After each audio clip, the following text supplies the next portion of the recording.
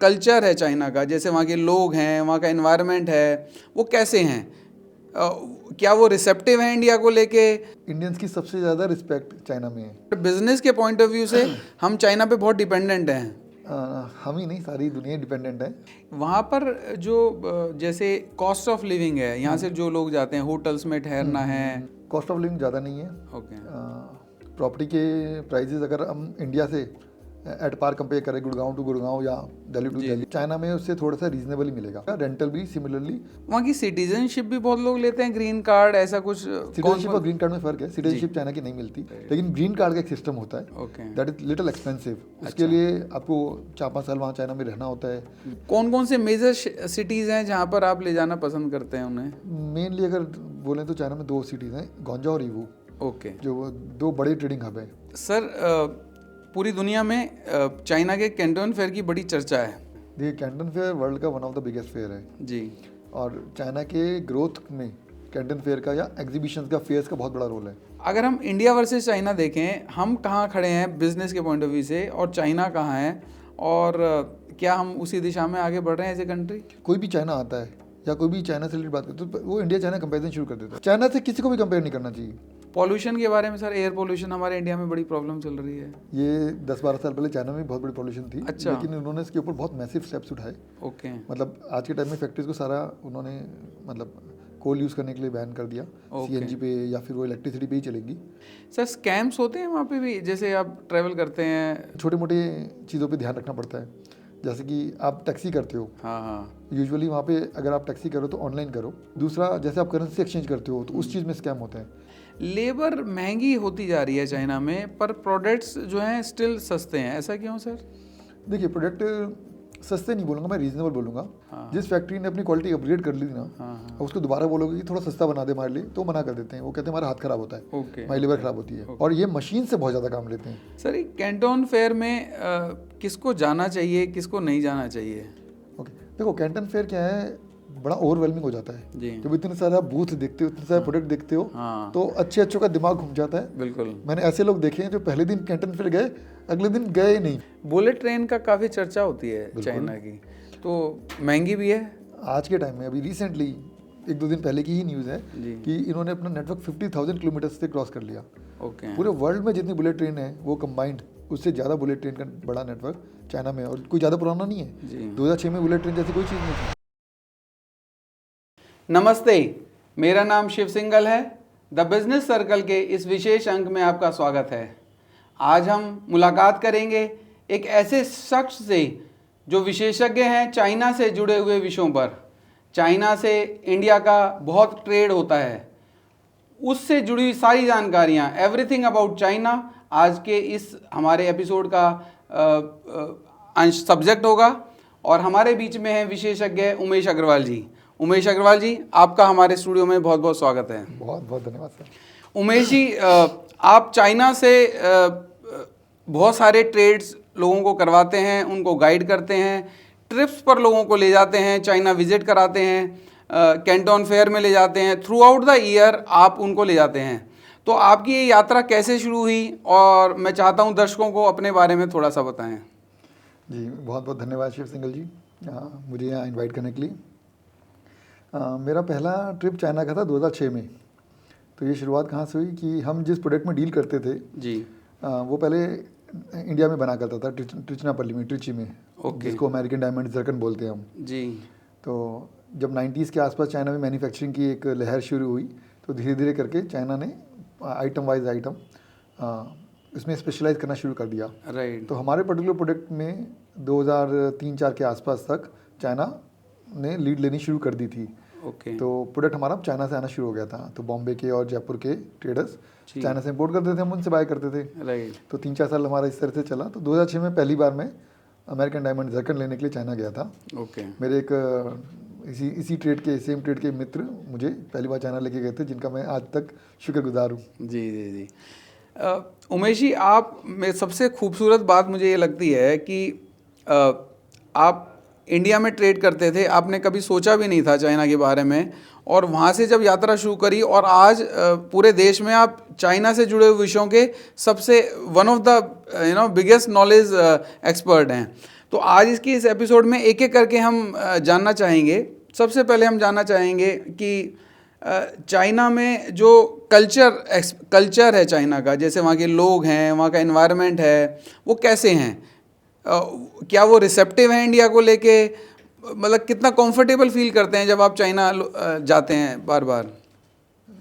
देखिए, चाइना के लोग अगर सीधी बात बोली जाए तो बहुत अच्छे हैं, बहुत मिलनसार हैं। कई लोगों का जैसे एक प्रोपेगेंडा कह लो या एक मिस इन्फॉर्मेशन कह लो, मिस इन्फॉर्मेशन है या अजम्पशन ऐसा कि चाइना के लोग बहुत अच्छे नहीं होते Right. या इंडियंस को पसंद नहीं करते, तो ऐसा नहीं है।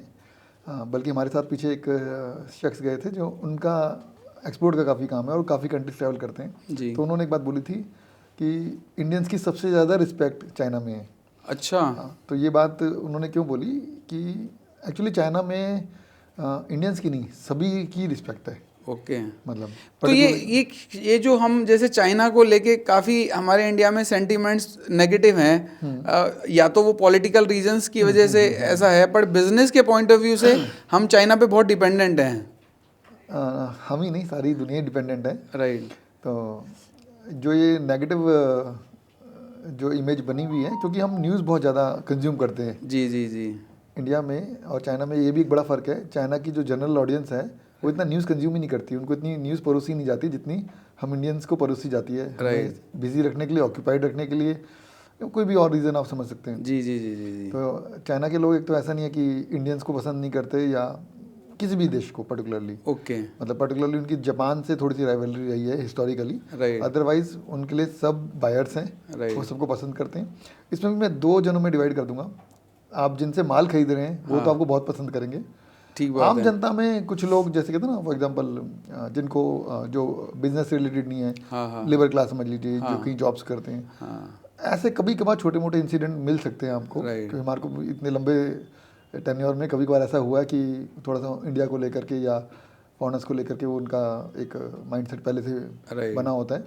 नहीं तो जनरली किसी ट्रेडर के पास, फैक्ट्री वाले के पास जाओगे Right. तो उनको किसी देश से ऐसा नहीं है कि लगाव है या मतलब हेट्रेट है। राइट। दे वेलकम एवरीवन। तो बिजनेस ओरिएंटेड हैं, बिजनेस करना चाहते हैं। और जहाँ तक जैसे हम लोग नकली सामान से बड़े मतलब डरते हैं और चीटिंग से बहुत डरते हैं। हमें लगता है कि ट्रेड में जो फेयरनेस है वो मिलेगी कि नहीं मिलेगी। नहीं, तो इसका मैं बड़ा एक अच्छा एग्जांपल देता हूँ सभी को कि समझिए 200 व्यापारी हैं और उसमें से एक व्यापारी का काम सबसे अच्छा चल रहा है जी। तो क्या कारण होगा उसे? वो एक व्यापारी चोर होगा, चीटर होगा, हाँ, या वो जेन्युइन होगा तो उसका काम अच्छा चल रहा होगा? जेन्युइन ही होगा। तो वो जेन्युइन व्यापारी चाइना है। आज Okay. वर्ल्ड वाइड सबसे बड़ा काम चाइना कर रहा है, जी। तो वो चीटिंग करके नहीं कर पाता। Yes yes. वो अपने कमिटमेंट्स पे फेयर है। जी। मतलब ज़्यादातर लोग ईमानदार हैं, ज़्यादातर लोग, Right. बहुत मामूली सी परसेंटेज ऑफ पीपल वो सब जगह होते हैं, जी, जी, जी। Exceptional case. Yes yes. Otherwise वो अपने कमिटमेंट के पूरे हैं, ओके टाइमली डिलीवरी करेंगे, Okay. जो बोलेंगे वो डिलीवर करेंगे। ओके तो इसलिए चाइना का बिजनेस इतना चल पा रहा है। ओके। वो 199 अगर देश हैं जिनको वो माल बेच रहा है, जी। कोई भी चाइना से तो ऐसी माल लेगा नहीं।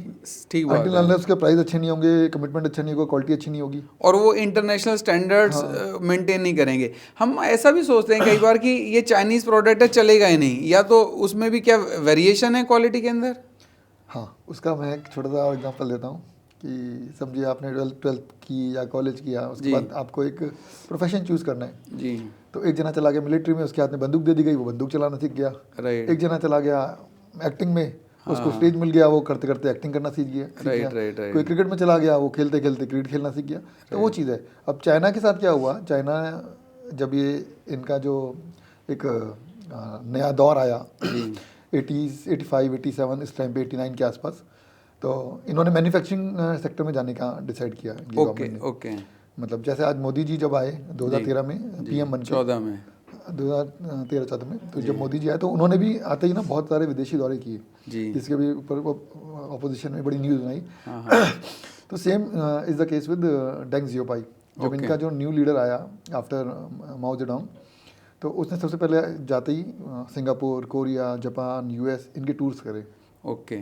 यूएस वगैरह से इन्वेस्टमेंट उठाई, सिंगापुर से इन्होंने नो हाउ सीखा कि 60s से लेके 80s में 10-20 साल में सिंगापुर ने कैसे डेवलपमेंट करी। Yes yes yes yes. तो उनके लीडर से उन्होंने सलाह करी। इसके बाद जापान से टेक्नोलॉजी ली। तो मोदी जी भी कहीं ना कहीं, मतलब ऐसा मेरा मानना है, यस, मतलब हो सकता है मेरे विचारों से सब लोग सहमत पर ना ये हो। स्टैंडर्ड प्रैक्टिस है, ये करना ही हाँ, पड़ेगा आपको। मोदी जी भी चाइना के एक साइलेंट फैन है।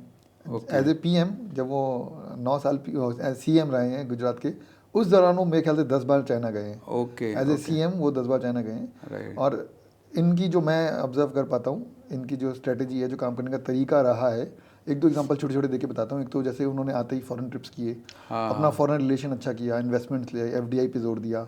दूसरा, इन्होंने जैसे स्किल इंडिया शुरू किया। Yes yes. स्किल इंडिया भी इसी का एक पार्ट है। Right. चाइना ने क्या किया, चाइना के पास लेबर है लेकिन स्किल्ड लेबर है। इंडिया के पास लेबर है, वो इतनी स्किल्ड नहीं है। Yes. तो उन्होंने स्कूल लेवल पे स्किल देने की कोशिश करी।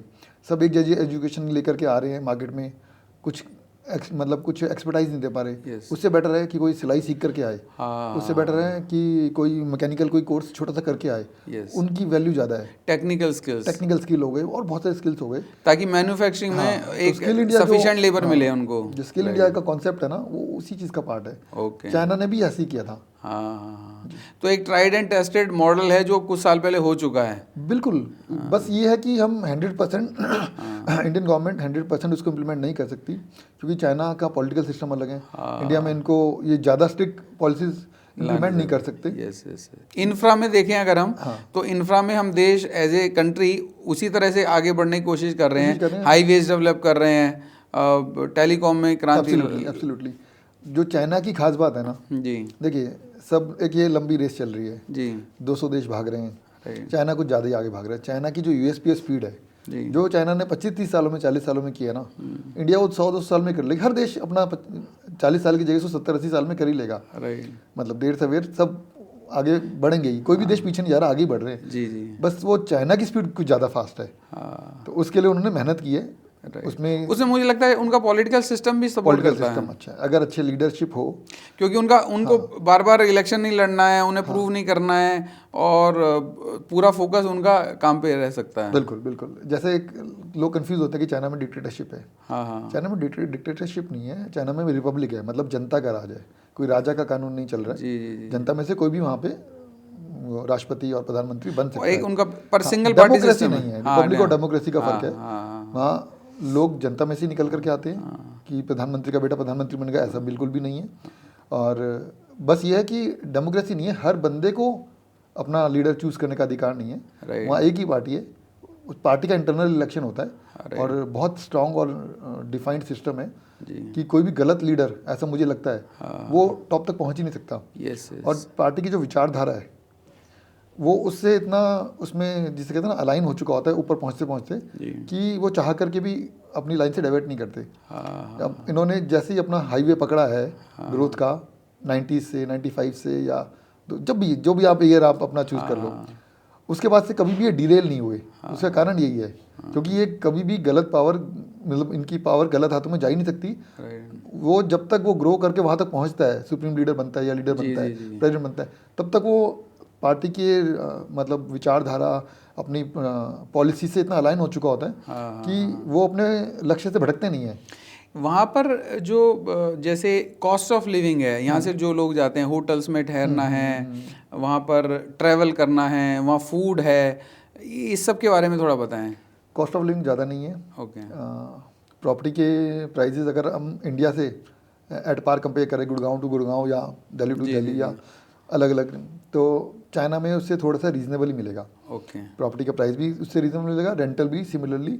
अगर 3 BHK का किसी पर्टिकुलर लोकेशन पे गुड़गांव में 50,000 का रेंट है, तो सिमिलर अमाउंट या उससे कम ही वैल्यू पे आपको चाइना में मिल जाएगा, गौंजाओ में। जितने वो छोटा शहर होगा और रीजनेबल हो जाएगा। Yes yes yes. तो रेंटल्स कम है, पब्लिक ट्रांसपोर्ट बहुत एफिशिएंट है, बहुत अच्छा है, मेट्रोज बहुत रीजनेबल है, और बहुत मतलब बहुत अच्छा नेटवर्क है। जिस भी शहर में मेट्रो है, राइट राइट, चाहे शंघाई हो, चाहे शेंजन हो, चाहे गौंजाओ हो, बहुत ही इफेक्टिवली मेट्रो बनाई गई है। इसके अलावा टैक्सीज भी करो। ओके। टैक्सीज भी बहुत एक्सपेंसिव नहीं है। सपोज करिए कि आपको 20 किलोमीटर ट्रैवल करना है गौंजाओ जैसे शहर में, तो यूजुअली 500-600 में आप ट्रैवल कर सकते हो, जो कि एक्सपेंसिव नहीं है। Okay okay. जो कि देखा जाए, अगर आप फूड में देखिए ऐसा होता है कि इंडियन फूड इंडिया के बाहर हर जगह महंगा मिलेगा। यस। लोकल फूड सस्ता है। हाँ हाँ सस्ता तो नहीं बोलूँगा, बहुत महंगा नहीं है। मेरा ऐसा मानना है चाइना में दो ही चीज़ें आज के टाइम में महंगी है। जी। एक तो चाइना में लेबर महंगी है, मतलब इंसान महंगा है। Oh okay. चाइना में लेबर की वैल्यू बहुत ज़्यादा है, आपको 10-20 हज़ार रुपये का बंदा नहीं मिलेगा। अच्छा, ऐसा हम मानते रहे हैं कि चाइना में लेबर सस्ती है इसलिए वो सस्ता बना बिल्कुल थी, आज नहीं है। Okay okay. आज नहीं है। और दूसरी चीज़, चाइना में खाने के जो रॉ मटेरियल है, फॉर एग्जांपल वेजिटेबल्स, फ्रूट्स, ये एक्सपेंसिव है क्योंकि इनकी क्वालिटी बहुत फाइन है। इंडिया से भी सामान जाता है चाइना? इंडिया से अब जाने लगी है कई चीज़ें, जैसे पहले चावल एक्सपोर्ट करता था चाइना, हाँ हाँ अभी चाइना चावल इंपोर्ट कर रहा है क्योंकि उन्होंने चावल की प्रोडक्शन कम कर दी, पानी बचा रहे हैं और पानी इंडस्ट्रीज में डाइवर्ट कर रहे हैं। ओके। तो राइट नाउ इंडिया एक्सपोर्ट कर रहा है चावल बहुत सारा। अच्छा अच्छा। और वहाँ पर वेजिटेरियन फूड मिल जाता है? हाँ, ये एक बड़ा कॉमन सा क्वेश्चन हमारे पास आता है फूड को लेकर के, वेजिटेरियन फूड मिलता नहीं मिलता। इवन वहाँ पे वेजिटेरियन रेस्टोरेंट्स हैं, बुद्धिस्ट रेस्टोरेंट बोलते हैं यूजुअली। अच्छा।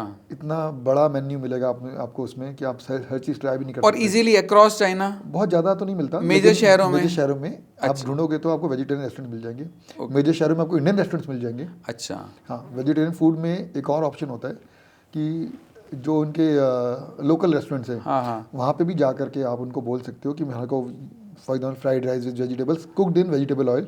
ओके। यूजुअली हम तो क्या चाइनीज़ फैक्ट्री वालों के साथ रहते हैं, जी जी। तो वही हमारे को जैसे लंच पे लेके जाते हैं, तो दे मेक श्योर, मतलब आज के टाइम में उनको इतनी समझ है कि अगर कोई नया बायर जा रहा है और किसी फैक्ट्री से पहले ही अलीबाबा पे या हमारे थ्रू लिंक करके जा रहा है, तो एयरपोर्ट पे उसको लेने भी आ जाएंगे। अच्छा। उससे ये भी पूछेंगे आप वेज खाते हो नॉन वेज खाते हो, उससे ये भी पूछेंगे एग तो लेते हो कि नहीं लेते हो, Okay. उससे ये भी पूछेंगे प्याज लहसुन चलता है कि नहीं चलता, क्योंकि जैनी फूड में क्योंकि वो इन चीज़ों से गुजर चुके हैं। Yes yes. तो वो बड़ी जल्दी अडेप्ट करते हैं चीज़ों को, समझते हैं कि हाँ अच्छा इंडियंस में कुछ लोग ऐसे भी होते हैं जो प्याज लहसुन नहीं लेते। Yes yes yes. तो उस चीज़ को भी वो पूछ लेते हैं, तो बड़ा अच्छा लगता है। हाँ। पर यार कितना मतलब डीप में जा करके ये चीज़ों को मतलब नोट डाउन करके रखते हैं। और फ्रूट्स वगैरह ये सब मिल जाते हैं? फ्रूट्स बहुत अच्छे, अच्छा। बेहतरीन क्वालिटी, बहुत सस्ते नहीं होते ओके। लेकिन मतलब फ्रूट्स की क्वालिटी चाइना में मतलब फेमस है, लोगों को पता है कि चाइना में फ्रूट बहुत अच्छे मिलते हैं। Okay okay. चाइना में वैसे जो सेफ्टी है, जैसे हम मतलब फिजिकल सेफ्टी की बात कर रहा हूँ, जैसे हम कई शहरों में यहाँ कई बार रात को डरते हैं मिस हैपनिंग ना हो जाए, तो वैसा कैसा एनवायरनमेंट है? नहायत ही अच्छा। अच्छा। मतलब आप इंस्टाग्राम पे यूट्यूब उसकी वीडियोस देखते हो कि दुबई की, जी जी हाँ, जो उस दुबई। लेवल की सेफ्टी है चाइना में। Okay okay. मतलब आप रात को किसी भी टाइम, चाहे मतलब मेल हो फीमेल हो, अकेला हो, कोई दिक्कत नहीं, आप फ़ोन पे बात करते करते जाओ, कोई स्नैच नहीं करेगा। अच्छा। आप 1 करोड़ ट्रांसपेरेंट थैली में लेके घूमो, कोई उस पर नज़र नहीं लगाएगा कि मतलब कहीं रखे तो मैं उठा के भाग जाऊँ। मेडिकल बस 1 फैसिलिटी करोड़ होने चाहिए। सही बात है, बिल्कुल। Medical facilities? मेडिकल फैसिलिटीज़ देखिए गवर्नमेंट हॉस्पिटल्स वगैरह हैं ओके। जो वहाँ के लोगों के लिए फ्री होते हैं आई सपोज। इसके अलावा जब आप वहाँ पे किसी को हायर करते हो, हाँ कोई चाइनीज़ कंपनी एम्प्लॉयज़ रखती है, तो उनको महीने के शायद 10-20 हज़ार रुपये पे करने होते हैं। अच्छा। इनकी सोशल सिक्योरिटी के हिसाब से। ओके। तो उसमें ये सब चीज़ें कवर होती है। कॉस्ट थोड़ी सी ज़्यादा होती है, लेकिन उसके बाद दे आर रेस्ट अश्योर्ड। उनको मतलब मेडिकल इमरजेंसी की वजह से ऐसा नहीं होगा कि उनकी लाइफ डीरेल हो गई, ओके। प्रॉपर्टी बिक गई, हाँ हाँ। ऐसा नहीं होता। और Government हॉस्पिटल्स उसका की क्वालिटी, बहुत डॉक्टर्स अच्छी, बहुत ओके अच्छी। ओके। क्योंकि मैंने सुना है वहाँ पे हर्ब्स भी बहुत तरह की हर्ब्स हैं, हाँ। वेरियस वेज हैं ट्रीट बिल्कुल करने के, है बिल्कुल, ना? जैसे हम इंडियंस जितने देसी हैं ना, हाँ हाँ हाँ ये हाँ। उतने ही देसी है। और हम कहीं ना कहीं कंफ्यूज होते जा रहे हैं, मॉडर्नाइजेशन की तरफ जा रहे हैं, यस यस अपना देसीपना छोड़ रहे हैं। हाँ ये अपने रूट्स को बिल्कुल पकड़ के चल रहे हैं। यस।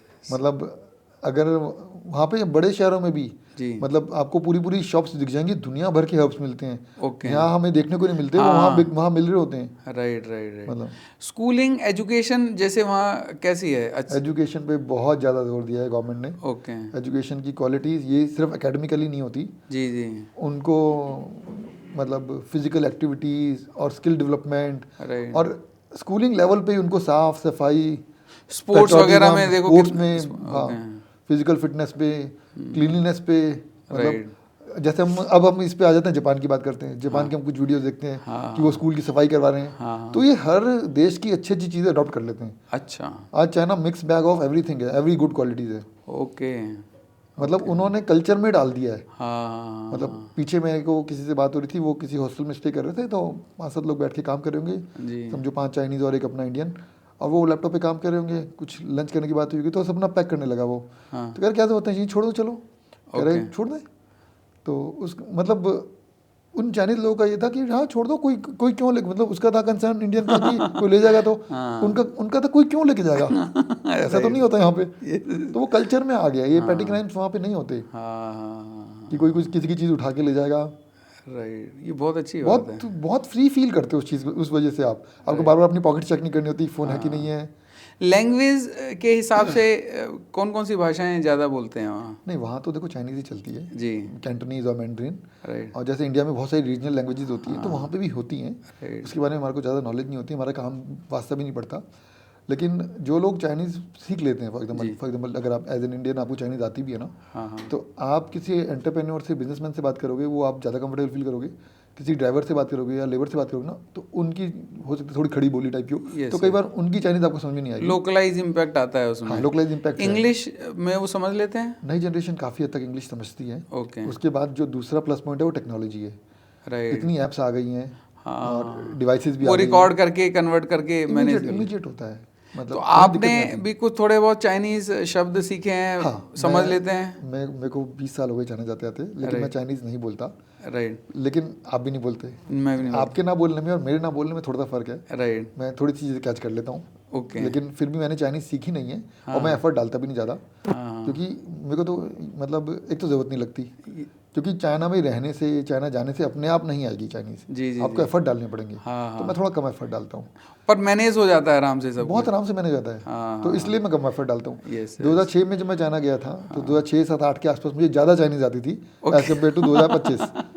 अभी मैं अब रिलैक्स हो गए उस रिलैक्स हो गया, हाँ, क्योंकि बहुत जो हमारे एसोसिएट्स हैं जिनसे हमारे को काम पड़ता है वो भी अच्छी इंग्लिश बोल लेते हैं। हाँ, और उस टाइम पे भी और अभी भी क्या होता है कि जो चाइनीज़ फैक्ट्रीज हैं या बड़ी शॉप्स हैं, उनके पास अगर 10 स्टाफ है, 5 स्टाफ है, चाहे 50 स्टाफ है, एक आधा स्टाफ उनका ऐसा ज़रूर होता है जो इंग्लिश स्पीकिंग हो। ओके, वो सारे काम भी करेगा जो भी अपना एडमिन के काम है, साथ में वो एज ए ट्रांसलेटर। हिंदी तो नहीं जानते हो थोड़ा बहुत? चाइना में है हिंदी इंस्टीट्यूट्स हैं, गवर्नमेंट, चाइना की गवर्नमेंट हिंदी को भी प्रमोट करती है। अच्छा, एक फेसबुक पे आप सर्च करोगे, मीरा करके एक लड़की है, चाइना मीरा है, आरती ऐसे है, मतलब कई, राइट, वो बहुत अच्छी हिंदी बोलती हैं वो लड़की, चाइनीज लड़कियाँ। ओके ओके ओके ओके, तो मतलब उन जो आपके जो काउंटर पार्ट होते हैं थोड़ा बहुत हिंदी समझ जाते हैं आपकी, जैसे आप थोड़ा बहुत उनकी चाइनीज समझ जाते हैं। अब जैसे क्या होता है ना, अगर कोई भी फॉरेनर, चाहे इंडिया में हो, चाहे आप इंडिया के बाहर गए हो, आपको नमस्ते करेगा, आपको कितनी खुशी मिलती है। Yes yes yes. तो सिमिलरली वहाँ जाके आप निहाओ करो, छोटी सी बात है,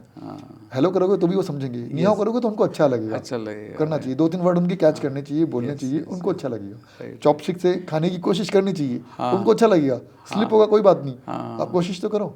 राइट, तो कल्चर अडेप्टेबिलिटी बोलते हैं ना, ये हमारी कल्चर को अडेप्ट करने की कोशिश कर रहे हैं। यस, तो इसी तरह वो भी जब आप उनको बोलोगे ना नमस्ते, तो वो भी आपको रिप्लाई में नमस्ते करेंगे, अपनी प्रोनाउंसिएशन ठीक करवाएंगे आपसे। हाँ हाँ हाँ हाँ, तो वो उसके लिए रिसेप्टिव है, ऐसा नहीं है कि। वहाँ की सिटीजनशिप भी बहुत लोग लेते हैं, ग्रीन कार्ड ऐसा कुछ? सिटीजनशिप और ग्रीन कार्ड में फ़र्क है, सिटीजनशिप चाइना की नहीं मिलती। अच्छा, चाइना में इमिग्रेंट्स को सिटीजनशिप देने का सिस्टम नहीं है, सिटीजनशिप बाय बर्थ ओनली। अच्छा, बाय बर्थ भी नहीं है, सॉरी, सिटीजनशिप के लिए either of the parents should be Chinese, okay, so that you can not change. अब आपके माता या पिता में से अगर कोई एक चाइनीज़ नहीं है, तो there is no option of getting Chinese citizenship.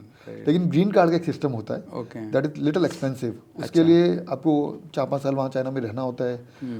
Average Chinese से आपको शायद 8 to 10 टाइम्स ज़्यादा टैक्स देना होता है। अगर एवरेज चाइनीज़ अगर एवरेज चाइनीज़ 2 लाख रुपए टैक्स दे रहा है तो आपको 20 लाख टैक्स देना है, फॉर एग्जांपल 5 सालों तक।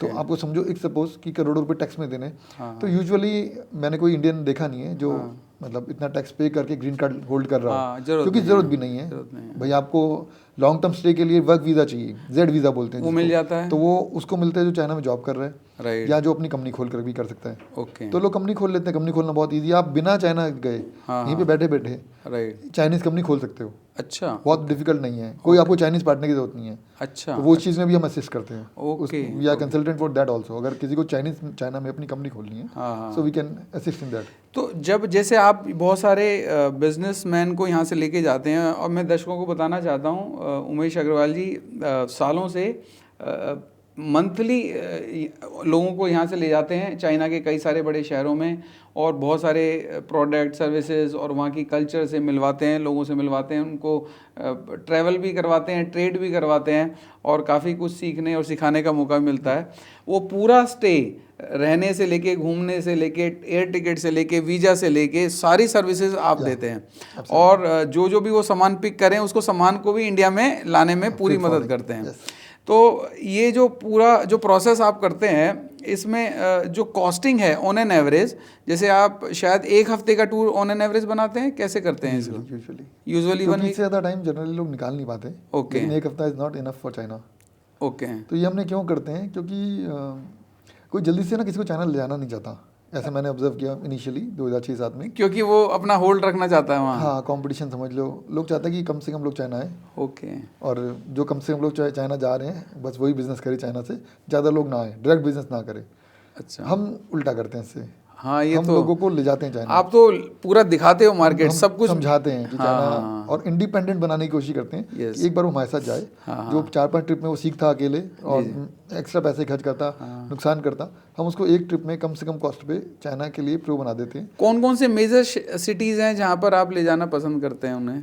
मेनली अगर बोलें तो चाइना में 2 सिटीज़ हैं, गौंजाओ और ईवू, ओके, जो 2 बड़े ट्रेडिंग हब है। अच्छा, गौंजाओ दिल्ली बॉम्बे की तरह बड़ी सिटी है, जी जी, वहाँ सब कुछ, वहाँ पे ट्रेडिंग होती है, राइट, मैन्युफैक्चरिंग उसके आसपास के रीजन में काफ़ी होती है। मैन्युफैक्चरिंग चाइना में सभी जगह होती है लगभग। राइट, और दूसरा है ईवू।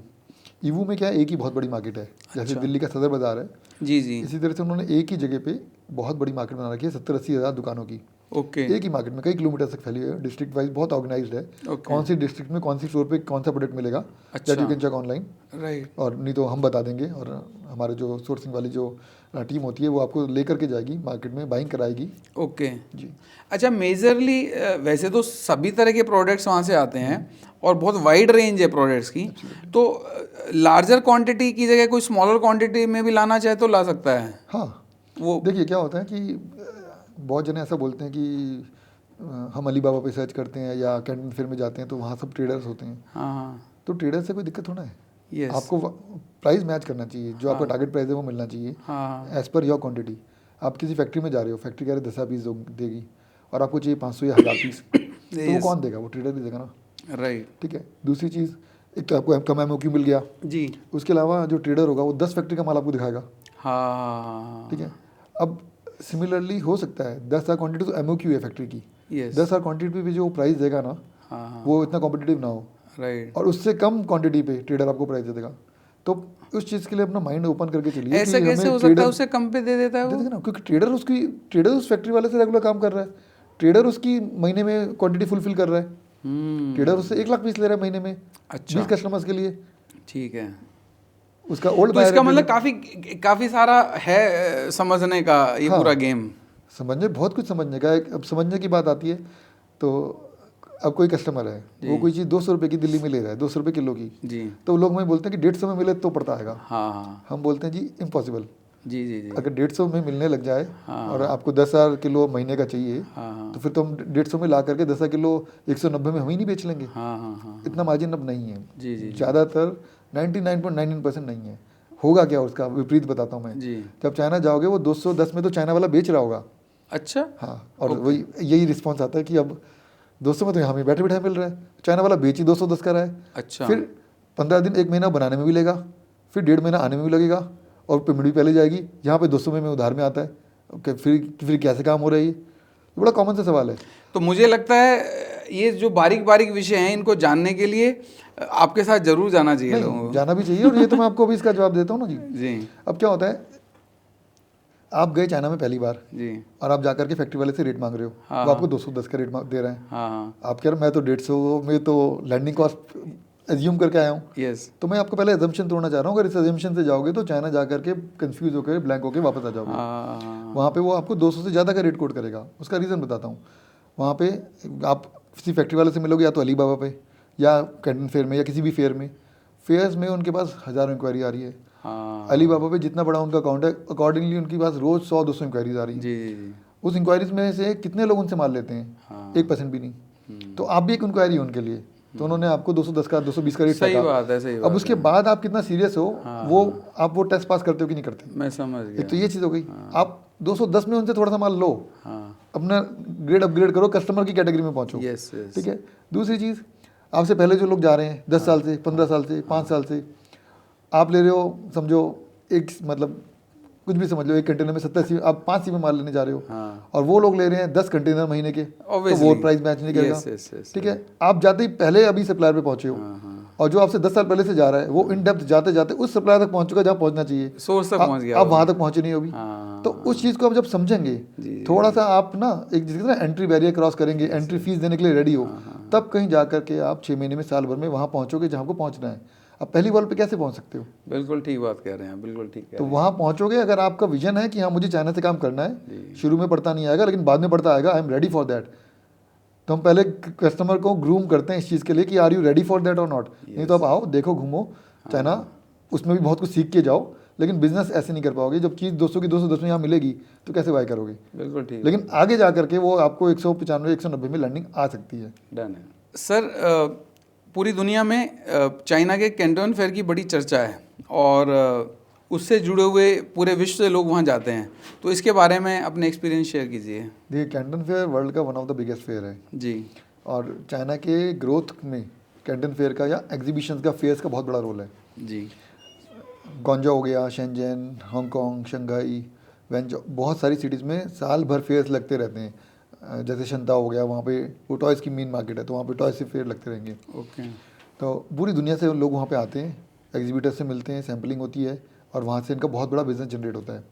अब कैंटन फेयर की क्या खास बात है, वो साल में 2 बार लगता है। अभी 139th कैंटन फेयर लग गया 2026 में। ओके। आप समझो 70 सालों से लग रहा है। 70 साल पहले ग्रोथ स्टोरी स्टार्ट भी नहीं हुई थी चाइना की। यस। तब भी उनको इतनी समझ थी कि एग्जीबिशंस हम लगाएं, साल में 2 बार लगाएं और एक ग्रैंड स्केल पे लगाएं। अब कैंटन फेयर में क्या होता है, 35-40 बूथ लगते हैं। अच्छा।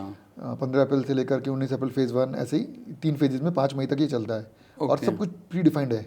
और जल्दी से ना कोई चीज़ें छेड़ते भी नहीं कि कौन से बूथ्स में कौन सा मटेरियल लगना है, कौन सी डेट्स में, मतलब फेज़ 1 में क्या आइटम रहेगा, फेज़ 1 में कौन से एरिया में, कौन से बूथ में, मतलब कौन से हॉल में क्या रहेगा। तो वो ज़्यादातर जो रेगुलर विजिटर्स हैं उन्हें पता होता है कहाँ उन्हें क्या मिलेगा। सारी इन्फॉर्मेशन रेडीली अवेलेबल है मल्टीपल टाइम्स, ऑनलाइन भी, फेसबुक पे भी, इनकी फेसबुक यूट्यूब पे भी और सोशल मीडिया पे भी, और साथ में इनकी वेबसाइट्स वगैरह पे भी।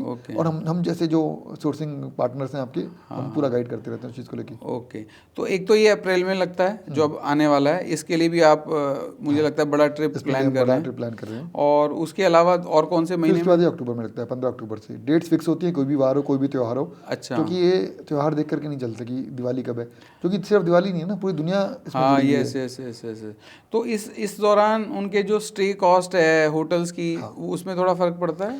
फ्लाइट्स महंगी हो जाती है, होटल्स इसके नियर बाय महंगे हो जाते हैं। फ्लाइट कॉस्ट को तो देखो बीट करना थोड़ा सा डिफिकल्ट रहता है। आप अगर 6 महीने पहले भी बुकिंग सर्च करोगे ना, तो उन डेट्स पे आपको फ्लाइट महंगी मिलेगी। कौन सी एयरलाइन को आप प्रेफर करते हैं? अभी जैसे डायरेक्ट फ्लाइट अभी शुरू हुई है इंडिगो की, तो इंडिगो की फ्लाइट यूजुअली 30,000 की है return flight. During Canton fair वो डायरेक्ट फ्लाइट 80,000 की है। ओह अच्छा। मतलब आप अभी तो कैंटन फेयर में 5 महीने हैं तो भी वो एक्सपेंसिव है। अच्छा। तो वो वाया आपको फिर वियतनाम एयरलाइंस 30-40,000 की आती है, वो हो गई, या वाया हांगकांग आना पड़ेगा। ओके। तो वो तो थोड़ा सा प्रीमियम आपको देना पड़ेगा अगर आपको डायरेक्ट फ्लाइट चाहिए। बाकी होटल्स के लिए क्या होता है कि आप थोड़ा सा कैंटन फेयर से 15-20 किलोमीटर दूर रुक जाओ। मेट्रो की कनेक्टिविटी अच्छी होती है, अच्छे होटल्स बस प्रोवाइड करते हैं पिक एंड ड्रॉप के लिए, तो वो चीज़ मैनेज हो जाती है। ओके। और वहाँ पर बहुत सारे प्रोडक्ट्स, मतलब आप सोच रहे हो जो भी आप सोच सकते हो वो सब अवेलेबल है? लगभग मतलब पिन टू प्लेन सब कुछ वहाँ मिल जाता है। दूसरा क्या होता है कि वो एक आइडियल टाइम होता है ग्वांगझो विजिट करने का, रीज़न भी कि पूरी दुनिया आई हुई होती है वहाँ पे। अगर आपको अपना प्रोडक्ट सेल करना है ना, फॉर एग्जांपल आप नोटबुक्स बनाते हो, आप एक अच्छे मैन्युफैक्चरर हो, तो कैंटन फेयर के फेज़ 3 में स्टेशनरी की कैटेगरी वहाँ पे होती है जी। तो जो स्टेशनरी के जो बूथ्स हैं, अगर उनके आसपास भी अगर आप रहोगे तो आपको फॉरेन बायर्स दिख जाएंगे वहाँ पे, आप अपने कार्ड एक्सचेंज कर सकते हो। इसी तरह से जैसे हमारा एक मीट होता है, बिजनेस मीट होता है वहाँ पे, उनमें चाइनीज़ कंपनीज भी आती हैं, दूसरे अपने इंडियन एंटरप्रेन्योर्स भी आते हैं, तो वो भी एक अच्छा ऑप्शन होता है अपने नेटवर्क को ग्रो करने का। ओके। मैं दर्शकों को बताना चाहता हूँ, उमेश अग्रवाल जी एक बिजनेस कम्युनिटी भी रन करते हैं BRO के नाम से, बिजनेस रेफरल ओशियन, और उसके तहत सैकड़ों हज़ारों एंटरप्रेन्योर्स इनके साथ दिल्ली NCR और पूरे देश से जुड़े हुए हैं, और उनको भी ये नर्चर और ग्रूम करते रहते हैं। नेटवर्किंग मीट इंडिया में भी कराते रहते हैं, दिल्ली में बहुत फ्रीक्वेंटली वो मीट्स होती रहती हैं, एंड काफ़ी सारे लोग उस मीट से भी और अदरवाइज़ भी इनके साथ रेगुलर ट्रैवल करते रहते हैं चाइना। और पर्सनल ज़रूरत का भी सामान लोग खरीद लाते हैं वहाँ से? हाँ, जो चाइना जाता है वो तो जैसे मेरे को कोई बोला था कि इलेक्ट्रॉनिक्स भी शायद थोड़ा सस्ता है, जैसे एप्पल के मोबाइल्स कंपेरेटिवली। एप्पल के मोबाइल आपको हांगकांग में सस्ते मिलेंगे। अच्छा, ओके। और इलेक्ट्रॉनिक्स के लैपटॉप्स ये सब? देखिए, ब्रांडेड आइटम तो मैं सजेस्ट करूंगा कि आप इंडिया से ही लो, अच्छा, क्योंकि थोड़ा सा क्या है, उसमें सॉफ्टवेयर का भी फ़र्क होता है।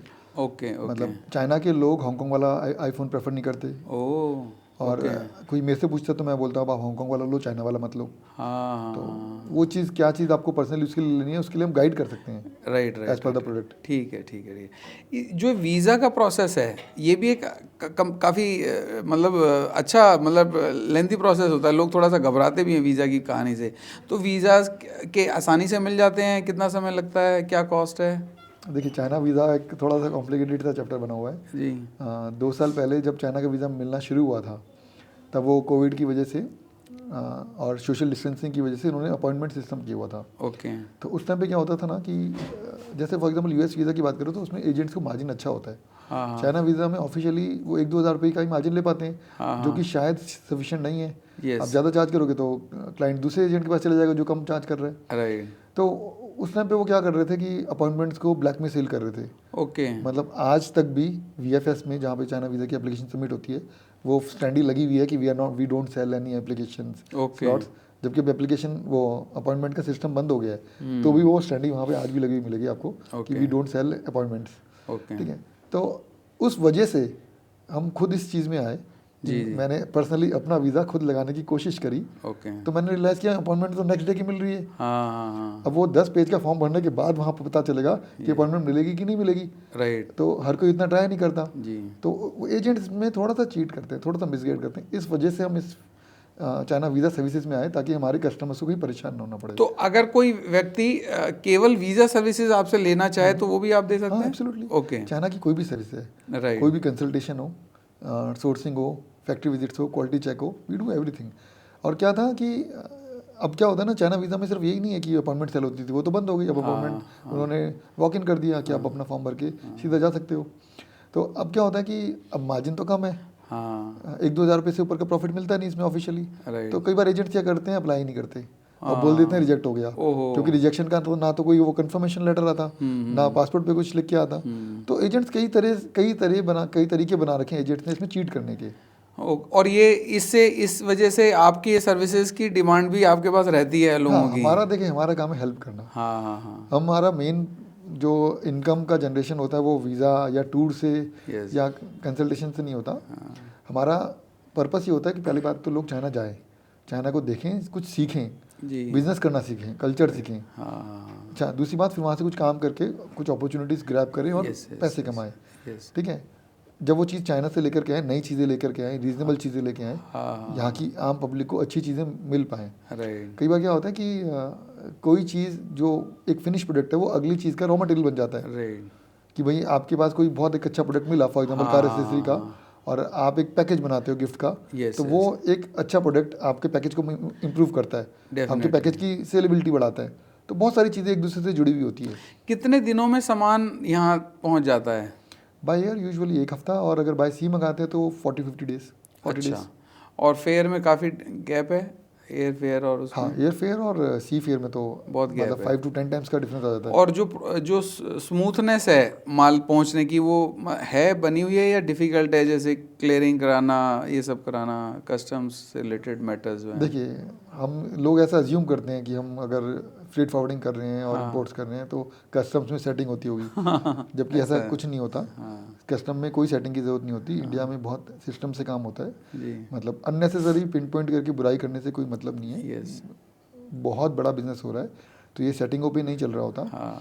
सेटिंग की आपको ज़रूरत तब पड़ती है जब आप कोई गलत आइटम ला रहे हो, Yes, yes, कोई yes. कंप्लाइंस आप मीट नहीं कर रहे हो। हाँ। तो कंप्लाइंस सरकार ने सिर्फ मेरे लिए तो बनाए नहीं, सबके लिए बनाए हैं। Right right. ठीक है, अब ये हमारी कॉल होती है कि हमें वो प्रोडक्ट करना है या नहीं करना है। अब प्रोहिबिटेड गुड्स हैं, रेस्ट्रिक्टेड गुड्स हैं, आप तो आप उसमें क्यों काम करते उनके हो? अप्रूवल्स लेने पड़ते हैं, डिस्क्लोज करना पड़ता है। पहले वो आप वो काम करोगे, हाँ। फिर सेटिंग करोगे, हाँ। सेटिंग और फिर बदनाम करोगे। फिर बोलोगे इंडिया में ये दिक्कत है। हाँ। अब तो सरकार सबके लिए बना रही है रूल्स, तो उस चीज़ में हम ना जाएं। Yes yes. लाखों आइटमों में परेशानी है, लाखों आइटमों में परेशानी नहीं है। हाँ, तो जिन लाखों आइटमों में परेशानी नहीं है, why don't you focus on that. Yes yes yes. वो क्या होता है, जो नए नए फ्रेट फॉरवर्डर्स होते हैं उनको चैलेंज आता है। चैलेंज क्या आता है कि उनको टेढ़े मेढ़े आइटम्स की रिक्वायरमेंट आती है कि जिन आइटम में BIS लगा हुआ है, रिस्ट्रिक्टेड है, एंटी डंपिंग है, उनको उनकी रिक्वायरमेंट्स आती है। हाँ। और जो क्लीन आइटम्स होते हैं उनको बिजनेस मिलते नहीं है, तो वो फिर कहीं ना कहीं उसमें प्रॉफिट देख करके उस तरफ अट्रैक्ट हो जाते हैं और गलत लाइन में चले जाते हैं। Yes yes yes yes. थोड़ा पेशेंटली टाइम लगता है, आपको अच्छे कस्टमर मिलेंगे, आप अच्छी सर्विस दो। राइट। अपने कंटेनर में कोई ऐसा आइटम मत डालो जिसकी वजह से पूरा कंटेनर अटके। Yes yes. बहुत स्मूथ प्रोसेस है। Right right right right. Sir एक बात बताइए, जैसे आपने बोला कि सेफ्टी, सिक्योरिटी, क्राइम ये सब वहाँ पे बहुत कम है, और क्वालिटी के भी प्रोडक्ट्स की मल्टीपल रेंजेस हैं, जिस क्वालिटी का आप लेना चाहेंगे वो ले सकते हैं, और प्राइस वेरिएशन ऑब्वियसली होगा बेस्ड ऑन आपकी कितनी रिलेशनशिप है, कितने साइज़ के ऑर्डर्स हैं, और कितना डेप्थ तक आप उस मार्केट को जानते हैं, क्योंकि इट्स ए ह्यूज सी, ठीक है ना। और शायद उसी वजह से लोगों को एक कंसल्टेंट की, एक गाइड की ज़रूरत है। अदरवाइज़ वो कहीं ना कहीं इधर उधर फंस जाएंगे और कंफ्यूज भी हो सकते हैं, क्योंकि जब बहुत बड़ा मार्केट होता है तो ये सब होता है। जो ट्रेड प्रैक्टिसेस एट लार्ज हैं, मतलब जैसे जब हम वहाँ के बहुत सारे ट्रेडर से, सप्लायर से मिलते हैं, तो फेयरनेस ऑफ ट्रेड कितना है, मतलब जैसे पेमेंट्स की बात करें, जो कमिटेड क्वालिटी है उसकी बात करें, डैमेज हो जाए बीच में उसकी बात करें, कोई रिटर्न सेल का रिटर्न कुछ हो सकता है, तो ये सारे विषयों में जो हमारी relationship with the wholesaler, retailers जो है वो कैसी है, वहाँ कैसा रिस्पॉन्स आता है वहाँ का? देखिए, यूजुअली जैसे मैंने बताया ना कि 200 देशों में अगर या 200 व्यापारियों में कोई अच्छा काम कर रहा है, हाँ, तो वो क्यों किसी का काम चल रहा हो, क्योंकि वो अच्छा काम कर रहा है, तो वो उस चीज़ में ठीक है। लेकिन सावधानी घटी, दुर्घटना घटी। यस। वो क्यों मैं बोल रहा हूँ कि आपने किसी को अलीबाबा पे सर्च किया और पेमेंट भेज दी, आपने वेरीफाई कुछ नहीं किया, तब प्रॉब्लम आ सकती है। वो हो सकता है कि वो फेक ट्रेडर हो। वो एक फेक ट्रेडर के चक्कर में, ऐसा नहीं कि पूरा चाइना फेक हो गया, उसमें गलती आपकी थी। आप समझो ना, आपको कुकिंग नहीं आती और आप पिज़्ज़ा बना रहे हो, पहली बार में आप एक पिज़्ज़ा नहीं बना सकते, और आप पहली बार में खुद से चाइना से इंपोर्ट कर लोगे, फैक्ट्री भी ढूंढ लोगे, क्वालिटी का भी ध्यान रख लोगे, पेमेंट्स की भी आपको श्योरिटी हो जाए, और पूरा इंपोर्ट का प्रोसेस स्ट्रीमलाइन होकर के हो जाए, कैसे पॉसिबल है? एक कंसल्टेंट को अगर आप पैसे दे रहे हो, तो कंसल्टेंट आपको उस चीज़ की बहुत मल्टीपल वैल्यू दे रहा है। Yes yes. आज आप एक CEO, यस, ITR मैं यूट्यूब पे देख के भी भर सकता हूँ, उसमें मेरे को 2 नुकसान होंगे। एक तो मेरा बहुत टाइम खराब होगा, ठीक है। एक यूजुअली 1000 से 3000 रुपये या 5000 रुपये एक CA ले लेता है, कोई ज़्यादा भी लेता है, तो वो इतनी, फिर आप मेरा टैक्स बचवा दोगे, ठीक है। फिर टैक्स प्लानिंग, हाँ, टैक्स प्लानिंग करोगे, टैक्स सेव कराओगे, फिर कोई गलती नहीं करोगे। अब मैंने कोई गलती कर दी, मुझे revise return, same is the case with वो जैसे वीज़ा, आप खुद भी फॉर्म भर सकते हो नेट पे देख करके। आपने एक बार भी गलती कर दी, या तो आपको एक चक्कर फालतू काटना पड़ गया, उसी कॉस्ट है, और चक्कर फालतू नहीं भी काटने पड़ा और आपका वीज़ा रिजेक्ट हो गया, आपके 5-7 हज़ार रुपये वहाँ खराब हो गए। तो एक एजेंट को 1000 से 2000 रुपये आप दे रहे हो, 100, तो वो आपको उसका बेनिफिट दे रहा है। मैं और भी जानना चाहता हूँ इसी कड़ी में कि जैसे हमने डील की, आपके थ्रू करी, हमने देखा, और उसने एक कमिटेड किया है एक सेट ऑफ क्वालिटीज़, ठीक है ना, और सेट ऑफ प्राइस पे, तो और मैंने सुना है कि उनकी जो टाइमलाइंस हैं काफ़ी अच्छी हैं, जैसे जो वो कमिट करते हैं वो जैसे हमारे यहाँ तो कई बार ऐसा होता है कि बोला डेट कुछ और बढ़ती जा रही है वो, और जो क्वालिटी कमिट की है वो कुछ और ही निकलती है, तो वो वहाँ ऐसा सिचुएशन नहीं आती है। ये रेपुटेशन है जो चाइना ने बनाई है, जो आपने खुद बोला कि यूजुअली ऐसा नहीं होता, वो उन्होंने अपनी रेपुटेशन बिल्ड करी है। इंडिया में आप मुझे कुछ ऑर्डर दोगे फॉर एग्जांपल, जी, तो मैं आपकी हर बात पे हाँ कर दूंगा। चाइना वाले अगर कह रहे हैं 45 डेज, तो वो आप उसको इंसिस्ट करोगे 35 कर, वो नहीं करेंगे, वो ऑर्डर नहीं लेंगे। बहुत बार हमने देखा है, वो 45 पे स्टिक रहेंगे, उसके बाद वो 38, 39, 40, 42 डेज में दे देंगे माल। राइट। ये यूजुअली ऐसा देखा जाता है। अच्छा, जो इससे पहले वाला आपका सवाल था कि क्वालिटी या फेयरनेस को लेकर के, तो उसमें हम क्या वैल्यू ऐड करते हैं कि भाई हम आपको सोर्सिंग में हेल्प करेंगे।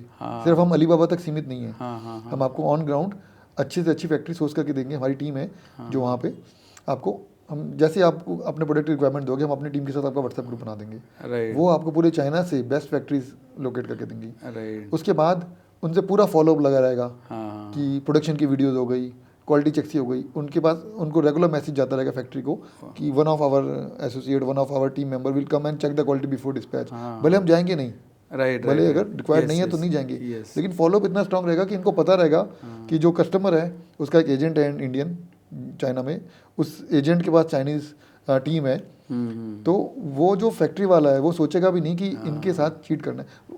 चीट नहीं होता, क्या होता है कि पास अटका हुआ माल है, कोई डेड स्टॉक है, कोई छोटी मोटी रिजेक्शन है, वो 10 पीस में से 200 पीस वो पेलने की कोशिश करते हैं। हर व्यापारी करता है, इंडिया वाले ज़्यादा करते हैं, लेकिन वो भी कहीं ना कहीं कोशिश तो करेंगे ना कि अगर वो सामने वाला अवेयर नहीं है तो अपने माल को धक्का लगाएं, तो वो मौका हमें नहीं देना होता। Right right right right right, बिल्कुल ठीक बात है। वो आपने सही बोला कि सावधानी हटी तो दुर्घटना घटी। तो अगर हम एक आधा % अगर कॉस्टिंग बढ़ भी रही है, तो हम कहीं ना कहीं आपको 5-7% बचा के दे सकते हैं। 100% सर, प्राइसिंग में, क्वालिटी चेक्स में, टाइमली डिलीवरी में। हाँ सर, इंडिया वर्सेस चाइना, जैसे ऑब्वियसली आपने स्टार्ट में बोल दिया था कि भाई चाइना हमसे टेक्नोलॉजी में, स्पीड में और इंफ्रा में काफ़ी आगे है और हम लोग कैचअप करने की कोशिश कर रहे हैं। कुछ एडवांटेज इंडिया के पास हैं जो चाइना के पास शायद नहीं है, मतलब डाइवर्सिटी है हमारे पास बहुत बड़ी। और हालांकि ऐसा कहा जाता है कि चाइनीज़ किसी भी चीज़ को कॉपी कर देते हैं। आप कुछ भी ले जाओ, उनको बोलो कि भाई ये बना दो, और वो बहुत जल्दी उसको कॉपी करके बना देते हैं। तो क्योंकि उनके पास टेक्नोलॉजी और सिस्टम बहुत स्ट्रॉन्ग है। इंडिया में क्रिएटिविटी ज़्यादा है। तो अगर हम इंडिया वर्सेस चाइना देखें, हम कहाँ खड़े हैं बिजनेस के पॉइंट ऑफ व्यू से, और चाइना कहाँ है, और क्या हम उसी दिशा में आगे बढ़ रहे हैं एज ए कंट्री? नहीं, एक्चुअली जो ओवर द टाइम मैं अब जैसे इस चीज़ से ऊपर उठ गया हूँ जी, कि कोई भी चाइना आता है या कोई भी चाइना से रिलेटेड बात करते तो वो इंडिया चाइना कंपैरिजन शुरू कर देता है। वो जो कि गलत है। ये गलत है, क्वेश्चन इंडिया गलत चाइना है। का कंपैरिजन गलत है, पाकिस्तान चाइना का कंपैरिजन गलत है, टर्की चाइना का कंपैरिजन गलत है, पोलैंड चाइना, चाइना से किसी को भी कंपेयर नहीं करना चाहिए। किसी को भी किसी से कंपेयर नहीं करना चाहिए। चाइना को किसी से भी, चाइना अलग ही चल रहा है, अलग स्पीड से चल रहा है। अगर आप अपने आप को चाइना से कंपेयर करोगे ना, तो आप बैकफुट पे आओगे। आप सोचोगे कि आप में कोई कमी है। वो चाइना अच्छा खेल रहा है। तो मतलब ऐसी क्या खास बात है, क्या खूबियां हैं चाइना में? हमें कंपेयर नहीं करना चाहिए, सीखना चाहिए चाइना से। जी जी जी। और आपने क्रिएटिविटी की बात बोली कि इंडिया ज़्यादा क्रिएटिव है, शायद इसमें मैं एग्री ना करूं। आज के टाइम में चाइना जिसको बोलते हैं ना फैक्ट्री ऑफ द वर्ल्ड, आज चाइना को लेबोरेटरी ऑफ द वर्ल्ड बोलते हैं। आज नई इनोवेशन चाइना लेके आ रहा है। जैसे मैंने बोला ना कि कोई एक्टिंग में चला गया, कोई क्रिकेट में चला गया, कोई आर्मी में चला गया, तो चाइना मैन्युफैक्चरिंग में चला गया। कॉपी करते करते, बनाते बनाते वो बनाना सीख गया। वो पहले आपके लिए बना रहा था, अब वो बना के देता है, टेबल पे रखता है चीज़, और दुनिया अब उसको लेती है। पहले दुनिया देती थी ये बना के लाओ, आज चाइना ऑफर करता है कि मैंने ये बनाया है, कैसा है। ओके, उसका एडवांटेज है चाइना को, पूरी दुनिया उसकी बायर है जी। चाइना खुद बहुत बड़ा कंज्यूमर है। तो जब चाइना कोई सैम्पलिंग भी बनाता है ना, तो China can afford to make lakhs of samples. Yes, वो सैंपल लाखों पीस पूरी दुनिया में डिस्ट्रीब्यूट हो जाते हैं। तो वो रिस्क ले लेते हैं।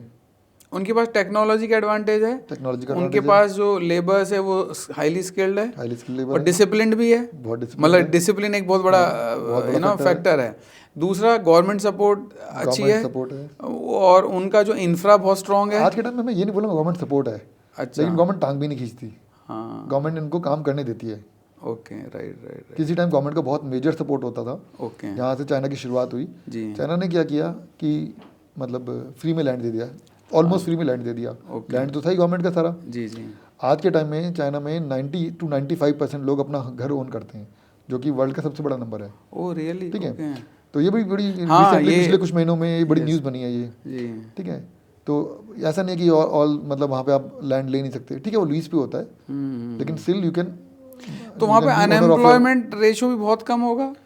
इसके बारे में मुझे ज़्यादा जानकारी है नहीं, मुझे लगता नहीं वहाँ कोई ज़्यादा खास अनएम्प्लॉयमेंट है। हाँ, क्योंकि पूरी दुनिया को वो सर्व कर रहे हैं, और वहाँ काम की तो कमी है नहीं। हाँ, तो मुझे लगता है बैगर्स भी कम होंगे वहाँ पर। बैगर्स दिखते हैं, बहुत कम हैं। अच्छा, ओके। होमलेसनेस नहीं दिखती कि लोग टेंट वगैरह लगा करके रोड साइड पे हो या पार्क्स में हो, वो चीज़ नहीं है, लेकिन बैगर्स हैं बहुत कम, ना के बराबर।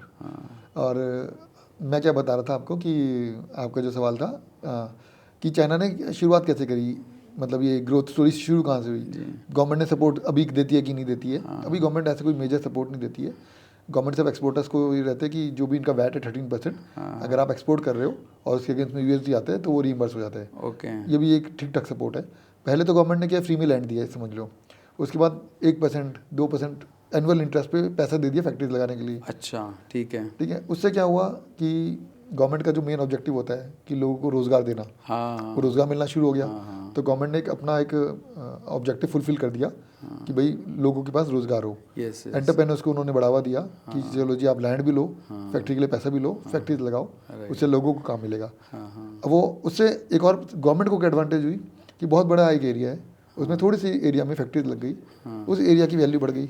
बचो एरिया तो गवर्नमेंट के था, तो कहना कि गवर्नमेंट में उसने बेनिफिट ही लिया, गवर्नमेंट उसमें नुकसान नहीं बिल्कुल। हुआ। जब देश डेवलप करेगा तो ऑब्वियसली सरकार को टैक्सेस मिल रहे हैं, सरकार को सब कुछ मिल रहा है, इतना फॉरेन करेंसी देश में आ रही ये है। ना गवर्नमेंट बहुत एक्टिव गवर्नमेंट है। जैसे आज हम बैठ के बातें कर रहे हैं ना, चर्चा कर रहे हैं, तो मुझे तो लगता है इनकी जो मतलब टॉप लीडरशिप है बैठ के इस तरह से बातें करती होंगी। मैं एग्जांपल देके बताता हूँ कैसे कि जी थोड़ी सी ना अभी ग्रोथ कम हो रही है, तो क्या किया जाए, ये हमारा इनका टूरिज़्म अच्छा होता जा रहा है, इनका इतना अच्छा हो गया कि लोग सिर्फ बिजनेस के लिए टूरिज़्म के लिए भी आ रहे हैं। तो उन्होंने सोचा होगा कि चलो कि ज़्यादा लोग कैसे हैं, कोई बात नहीं जी वीज़ा फ्री कर दो। 70-80 देशों को वीज़ा फ्री कर दिया।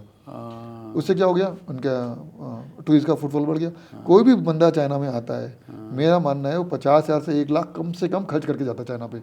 कुछ खरीदेगा, 50,000 तो शॉपिंग करके जाता है कम से कम। उसके अलावा होटल में रहेगा, टैक्सी करेगा, तो पैसा तो आ रहा है देश में। ठीक है जी। अभी इनकी पॉपुलेशन डिक्लाइन की प्रॉब्लम आ रही थी। रिसेंटली इन्होंने 3-4 दिन पहले इनकी ये न्यूज़ है कि इन्होंने चाइल्ड बर्थ पे जो भी एक्सपेंस है पूरे चाइना में, आपकी कैपेसिटी है या नहीं है, वो फ्री कर दिया। कि कंसीव होने से लेकर डिलीवरी तक जो भी एक्सपेंस होता है सब गवर्नमेंट बेयर करेगी। तो ये बैठे बैठे बैठे नहीं रहते कि पॉपुलेशन गिर रही है क्या करे, वो तुरंत एक्शन ले लेते हैं। और गवर्नमेंट कैपेबल है। अगर चाइल्ड बर्थ पे पैसा खर्च हो रहा है, वो पैसा गवर्नमेंट अपने पास से देने के लिए कैपेबल है। तो चाइना को यू कांट टेक लाइटली। ये जो इतना बिल्ड कर सकता है ना, तो इसको बचा भी सकता है, बढ़ा भी सकता है। ये चाइना इसको कोलैप्स नहीं होने देगा। पूरी दुनिया को चिंता सी लगी रहती है चाइना की। तो स्पेशली जब यूएस के रिलेशंस देखते हैं तो हमें ऐसा लगता है कि उससे चाइना कोलैप्स कर जाएगा और सब रिजेक्ट कर देंगे, पूरा यूरोप रिजेक्ट कर देगा इसको। ऐसा हो नहीं पाएगा, ऐसा मुझे नहीं लगता। क्योंकि इंडिया में बहुत सारे ऐसे मूवमेंट्स उठते रहते हैं कि बायकॉट चाइना जैसे बड़ा कॉमन है। अब बायकॉट चाइना एक प्रोपेगेंडा ही है। आप समझो ना, गाड़ियों के पार्ट्स अगर चाइना से नहीं आएंगे तो गाड़ी कैसे चलेगी। ड्यूरिंग कोविड सेमीकंडक्टर ये चिप्स की कुछ शॉर्टेज हो गई थी, उस वजह से गाड़ियों के रेट बढ़ गए थे, अगर आप ध्यान करो तो। तो चाइना अगर कोई चीज़ बना रहा है फॉर एग्जांपल, अब उस चीज़ को ले करके आप उससे और कोई बड़ी चीज़ बनाओ, उसको यूज़ करो, बजाय कि उसको बॉयकॉट करो। जब तक वो चीज़ें मतलब जैसे ना री इन्वेंटिंग द व्हील। अब चाइना ने अगर व्हील बना दिया है तो व्हील से गाड़ी बनाओ। वहाँ चाइना व्हील बना चुका है, आप व्हील बनाना शुरू करो। क्योंकि हम इंटरडिपेंडेंसी के वर्ड में रहते हैं, इंडिपेंडेंस की भी लिमिट होती है। अब आपने बॉयकॉट बोला, तो मैं तो बोलता हूँ बॉयकॉट क्यों, थैंक यू बोलो, व्हाई नॉट। अब जैसे हमारी दिवाली की लाइटों का बड़ा एग्जांपल दिया जाता है, दिवाली की लड़ियाँ चाइना से मतलब दिवाली की लड़ियाँ। क्या दिवाली की लड़ियाँ कोई मेन मैन्युफैक्चर था इंडिया? क्या दिवाली की लड़ियाँ मेन इकोनॉमी का वो एक इंजन थी इंडिया के लिए? हम पहले दिवाली की लाइटें लगाते थे, वो तार बिछाते थे, उसमें होल्डर लगते थे, बल्ब लगाते थे, बिजली वाला आता था, लगाता था, फिर दोबारा आता था, उतारता था, कितना कॉस्टली पड़ता था। 50 रुपए में तो रिटेल में मिलती है, चाइना 10-5 रुपए में वो चीज़ बना करके आपको दे देता है। कहीं ना कहीं इसके अलावा एक फैक्टर ये आता है कि जो हमारा पॉलिटिकल जो डिस्प्यूट है, स्पेशली जैसे चाइना की एक पॉलिसी है कि कब्जा करना दूसरे की, जैसे हम अरुणाचल प्रदेश। मैं दिवाली की लाइटों का काम पूरा करता हूँ। राइट। अब चाइना ने हमारे लिए दिवाली की डेकोरेशन इतनी आसान कर दी। जी। अब बजाय थैंक यू बोलने के लिए हमें थैंकलेस बना दिया है। हम लगा भी रहे हैं और गाली भी दे रहे हैं। तो कहीं ना कहीं हम कंफ्यूज हैं। या तो लगाओ मत, और जो चीज़ 50 रुपए की लाइट पड़ती थी वो 300 में लो, आप खुद बनाओ और करो। और सिर्फ प्राइस की बात नहीं है, कन्वीनियंस की बात भी है। अच्छा, इसके बाद आपने क्या पूछा अभी?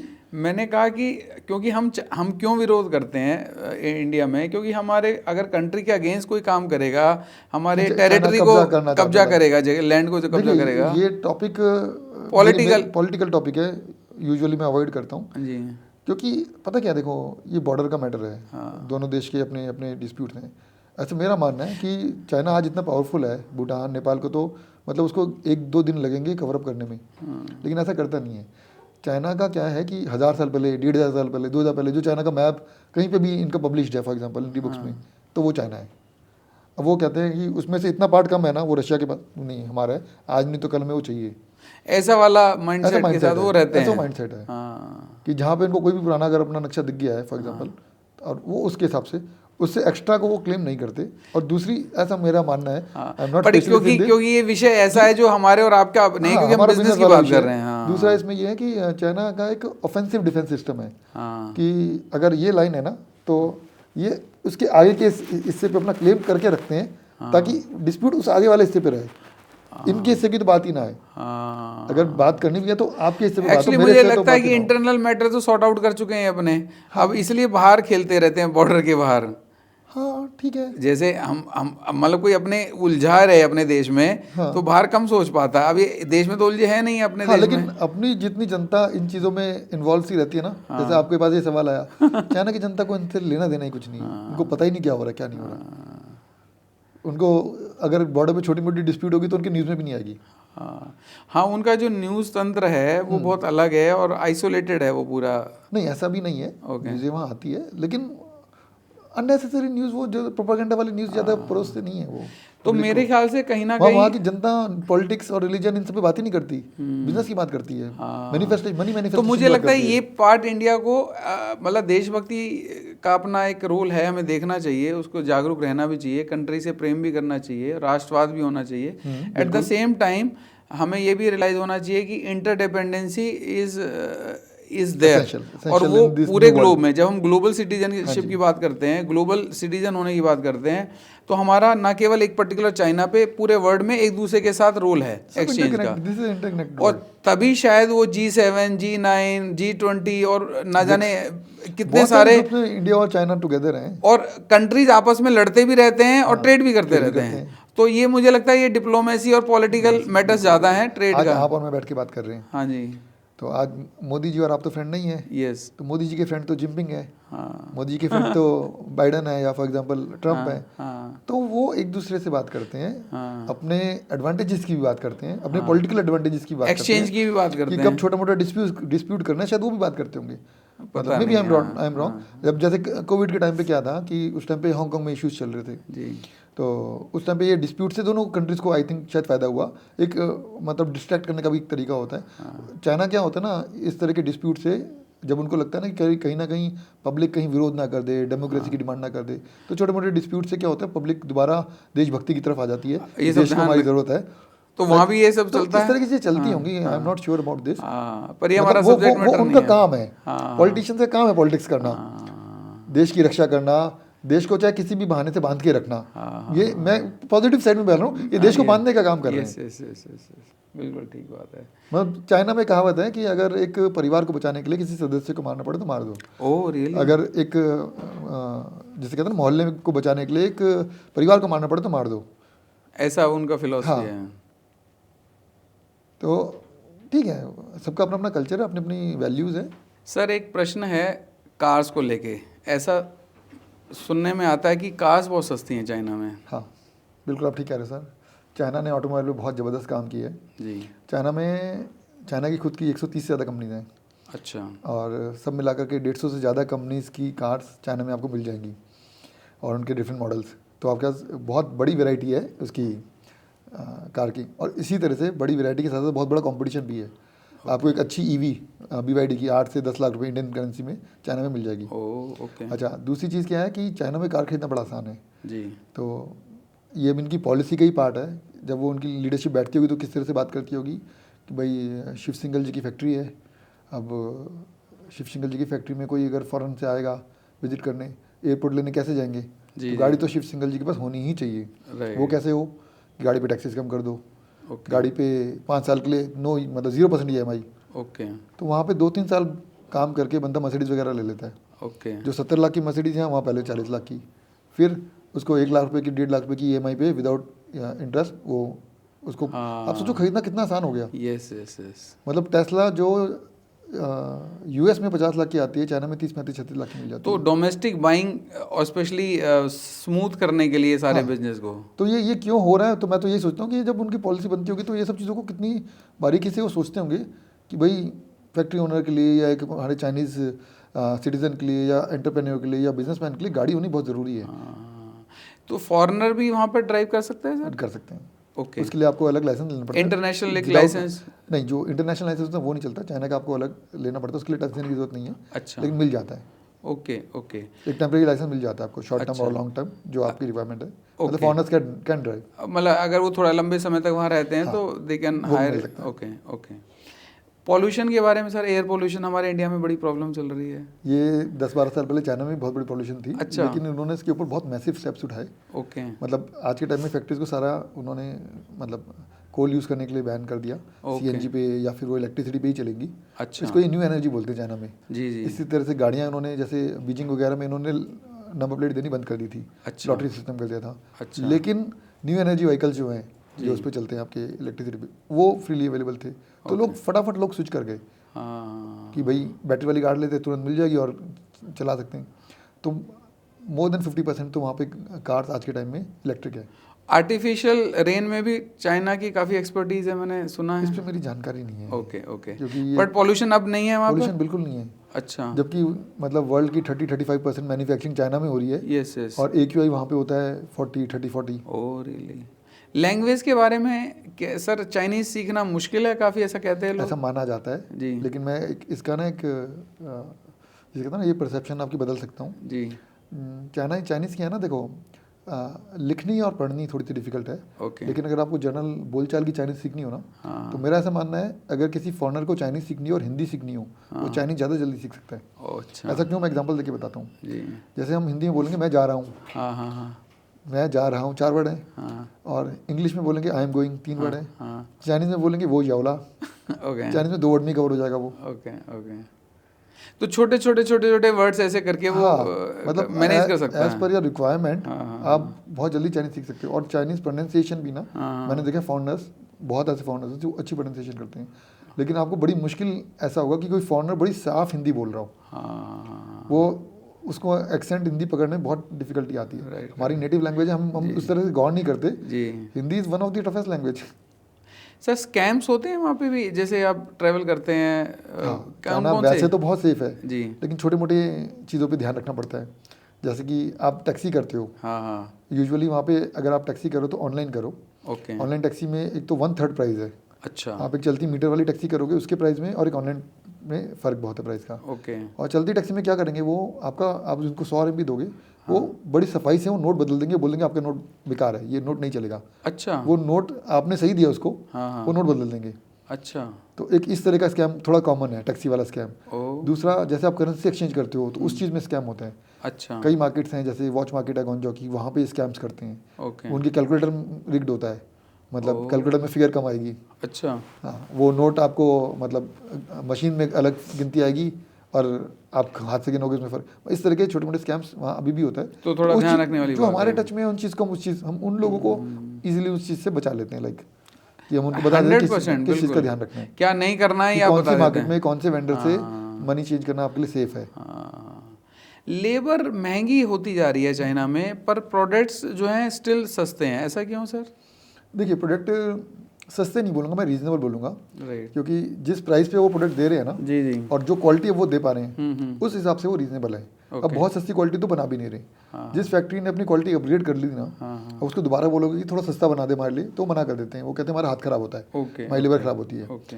अब इनकी लेबर एफिशिएंट बहुत है, हाँ। और ये मशीन से बहुत ज़्यादा काम लेते हैं। उससे थोड़ा उससे इनको इनकी प्राइस कॉम्पिटिटिवनेस आ जाती है।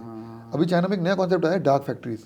अच्छा। डार्क फैक्ट्रीज में क्या होता है कि कई सारी मशीनें काम कर रही है, मुश्किल से एक लेबर उसको बस रिव्यू कर रहा है। उसमें लाइट से ऑन नहीं करते वो, ये सब चीज़ें सेंसर से चल रही है, 24 घंटे चल रही है।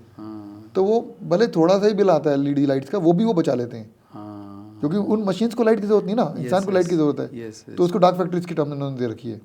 तो इस तरह से वो सेव कर लेते हैं, टेक्नोलॉजी का यूज करके। हर जगह अपने पैसे बचा के चल रहे हैं, तो वो वहाँ से उनकी प्राइस कॉम्पिटिटिवनेस तो कॉस्ट इफेक्टिवनेस हमें भी सीखनी चाहिए। बिल्कुल। और दूसरा क्या है ना, इन्होंने पूरा इकोसिस्टम बना दिया। हाँ। जैसे टॉयज की, अगर पूरा एक शहर है तो टॉयज बना रहा है, अच्छा। पूरा एक शहर है तो जेमस्टोन्स बना रहा है। ओके। तो उससे क्या होता है ना, उसके आसपास ही रॉ मटेरियल, उसके आसपास ही उसकी मशीनरी, रिपेयर, एवरीथिंग। तो वो इकोसिस्टम जो डेवलप हो जाता है ना, वो बहुत एडवांटेजियस हो जाता है। और वो एक दिन की बात नहीं है, वो चाइना ने प्लानिंग उस हिसाब से करी है। Right. उसका आज उसको इतना बेनिफिट मिल रहा है कि आज दूसरी कंट्री चाहे तो रेप्लिकेट करे तो वो इजी नहीं है। नहीं कर पाएंगे। मोदी गवर्नमेंट कर रही है, अपनी इंडियन गवर्नमेंट कर रही है ओके। कि हर डिस्ट्रिक्ट के हिसाब से प्रोडक्ट को आइडेंटिफाई कर रही है। गवर्नमेंट उस दिशा में काम कर रही है, लेकिन ठीक है, चाइना की स्पीड है। चाइना इंपोर्ट जैसे इंडिया से कर रहता है, जैसे आप चावल बता रहे हैं, ऐसे और भी चीज़ें इंपोर्ट करता है वर्ल्ड से। आपको पता है वर्ल्ड का सबसे बड़ा एक्सपोर्टर कौन है? एक्सपोर्टर आप बताएं सर। चाइना ही है। हाँ, एक्सपोर्टर तो चाइना है, बिल्कुल ठीक बात है। अच्छा, अब चाइना का सबसे बड़ा बायर कौन है? ओके, आप गेस करो। ऐसा कहते हैं यूएस ही होगा बायर सबसे बड़ा। यूएस होगा, ठीक है, और यूरोप होगा। लोग इंडिया को भी बता देते हैं, इंडिया जबकि 10वें 12वें नंबर हाँ, पे आता इंडिया है। तो नहीं है। चाइना का सबसे बड़ा बायर चाइना है। हाँ, डोमेस्टिक कंजम्पशन। 140 करोड़ लोगों को चाइना पहले खुद सर्व कर रहा है। राइट, वो बाहर से कमाने देता बाहर है से कमाता है, क्योंकि हाँ, डोमेस्टिक प्रोडक्शन तो उनकी अपनी अच्छी है ही। हाँ, उसके बाद फिर वो यूएस वगैरह पूरी दुनिया को भी सर्व कर रहा है। हाँ, तो चाइना को सबसे पहले तो ये एडवांटेज मिल जाती है कि उसके पास खुद की बहुत बड़ी मार्केट है। हाँ, yes। अच्छा, फिर इंपोर्ट की बात करते हैं। वर्ल्ड का सेकंड बिगेस्ट इंपोर्टर चाइना है। अच्छा, आप सोच के देखो, China is one of the biggest importer also. अच्छा, मैंने सुना है बहुत सारे नेचुरल रिसोर्सेज को इंपोर्ट करता है ताकि अपने हाँ, बचा के रखे, है कुछ ना। भी करता है, लेकिन वर्ल्ड का सेकंड बिगेस्ट इंपोर्टर भी है। चाइना में एक इंपोर्ट फेयर लगता है। ओके, शंघाई में नवंबर में एक इंपोर्ट फेयर लगता है, हाँ, जिसमें बाहर की कंपनीज आती है, अपने प्रोडक्ट डिस्प्ले करती है और चाइनीज कंपनीज उनसे बाय करती है। चाइना इंपोर्ट में असिस्टेंस दे रहा है उनको। हाँ, ओके, ये एक ओपन माइंडसेट वाली बात बता रहा हूँ मैं Yes, yes, आपको, क्योंकि बाहर से कोई क्या लेके आएगा? अपनी अच्छी चीज़ लेके आएगा, Yes, yes, अपनी कॉम्पिटिटिव चीज़ लेके आएगा। चाइना उनसे सीखेगा, उनको लेगा, उनसे और प्रोडक्ट डेवलप करेगा। Yes yes. सर, ये कैंटोन फेयर में किसको जाना चाहिए, किसको नहीं जाना चाहिए? ओके, देखो, कैंटन फेयर क्या है, बड़ा ओवरवेलमिंग हो जाता है जी, जब इतने सारे बूथ देखते हो, इतने सारे प्रोडक्ट देखते हो, हाँ, तो अच्छे अच्छों का दिमाग घूम जाता है। बिल्कुल, मैंने ऐसे लोग देखे हैं जो पहले दिन कैंटन फेयर गए, अगले दिन गए नहीं फेयर, लॉस्ट हो गए वो एकदम। लॉस्ट हो गए लिटरली। हाँ, हाँ, तो क्या होता है ना, आप कुछ भी खरीद के कुछ भी नहीं बेच सकते। हाँ, हाँ, आपको क्या बेचना है, आपका इंटरेस्ट क्या है, पहले अपना प्रोडक्ट फाइंड आउट करो। हाँ, हाँ, हाँ, उसके बाद वो प्रोडक्ट आप लोकल मार्केट से, इंडिया से खरीदना बेचना शुरू करो। थोड़ी मार्केट आपकी बन जाए, आपको प्रोडक्ट की नॉलेज हो जाए, प्राइस की नॉलेज हो जाए, उसके बाद वो चाइना से इंपोर्ट करो। जाते ही आप चाइना से इंपोर्ट करोगे, बेच नहीं पाओगे। सही बात है, सही बात। तो पहले प्रोडक्ट को आपको आइडेंटिफाई करना पड़ेगा। आपके पास अगर मार्केट नहीं है, आपके पास सेलिंग पॉइंट नहीं है, आप अच्छी से अच्छी चीज़ ले आओ, आप नहीं सेल कर पाओगे। बुलेट ट्रेन का काफ़ी चर्चा होती है चाइना की, तो महंगी भी है काफ़ी, हाँ, पर फिर भी बहुत यूज़ होती है आज के टाइम में। अभी रिसेंटली 1-2 दिन पहले की ही न्यूज़ है जी। कि इन्होंने अपना नेटवर्क 50,000 किलोमीटर से क्रॉस कर लिया। ओके, पूरे वर्ल्ड में जितनी बुलेट ट्रेन है वो कंबाइंड, उससे ज़्यादा बुलेट ट्रेन का बड़ा नेटवर्क चाइना में है, और कोई ज़्यादा पुराना नहीं है। जी, 2006 में बुलेट ट्रेन जैसी कोई चीज़ नहीं थी, राइट। और आज मतलब मुश्किल से 20 सालों में तो वो 50,000 किलोमीटर का नेटवर्क तो मेजर सारे सिटीज आपस में बुलेट ट्रेन से कनेक्टेड हैं। और बुलेट ट्रेन कोई सस्ती नहीं है। राइट, बुलेट ट्रेन के प्राइसेस बहुत महंगे हैं। बहुत जगह तो बुलेट ट्रेन के प्राइसेस फ्लाइट के प्राइसेस से महंगे हैं। अगर गोंजो से शंघाई जाना तो 5,000 रुपये की फ्लाइट है, और बुलेट ट्रेन 8-9 हज़ार रुपये की है। फिर भी बुलेट ट्रेन में आपको टिकट मिलनी मुश्किल है, मतलब वो बुक चलती है। उसके बहुत सारे एडवांटेजेस है ना जी। देखिए, आप अब गोंजो से शंघाई जाओगे, ठीक है, आपकी 2 घंटे की फ्लाइट है जी। आप 2-3 घंटे पहले घर से निकलोगे, हाँ, या होटल से निकलोगे, एयरपोर्ट पहुंचोगे, ठीक है, एयरपोर्ट सिटी से दूर है। Yes yes. फिर सिमिलरली शंघाई वो जब एयरपोर्ट उतारेगा, सिटी से आपको दूर उतारेगा। फिर आप आधे पौने घंटे में एयरपोर्ट से बाहर निकलोगे, फिर अपने जो डेस्टिनेशन पे जाना है, फिर उस तक पहुंचने में आपको 1 घंटा लगेगा। उसके चार्जेस लगेंगे टैक्सी के ज़्यादा, ठीक है, आपका टाइम लगा। बुलेट ट्रेन सिटी के अंदर से मिलेगी, सिटी के अंदर छोड़ेगी आपको, ठीक है, 5-6 घंटे की बुलेट ट्रेन है, आप आधे घंटे पहले पहुंच जाओ, और फिर उसके बाद कंफर्टेबल सीट, बहुत अच्छा लेग रूम। उसके बाद आपको वो बहुत सारी चीज़ों की रिस्ट्रिक्शन नहीं कि ये लिक्विड नहीं ले जा सकते, ये नहीं ले जा सकते, फिर लगेज की वेट की रिस्ट्रिक्शन नहीं। तो bullet train more comfortable, more efficient then flights. Sir, हम अपने शो को अंतिम अवस्था तक ले जाते हैं, और ख़ास तौर पे जो फर्स्ट टाइम विजिटर्स होंगे चाइना के, और उनको क्या क्या डिफ़िकल्टीज आती हैं, और आप उनको कैसे सॉल्व करते हैं उन डिफ़िकल्टीज़ को? देखिए, अगर कोई फर्स्ट टाइम चाइना जा रहा है और खुद से जा रहा है जी, तो कई सारे चैलेंजेस वो फेस करते हैं आज भी। चाइना में क्या है, बहुत सारी ऐप्स हैं जो बहुत मैंडेटरी है, for example WeChat, Alipay, A maps. अब इनिशियली पता ही नहीं होता करना क्या है।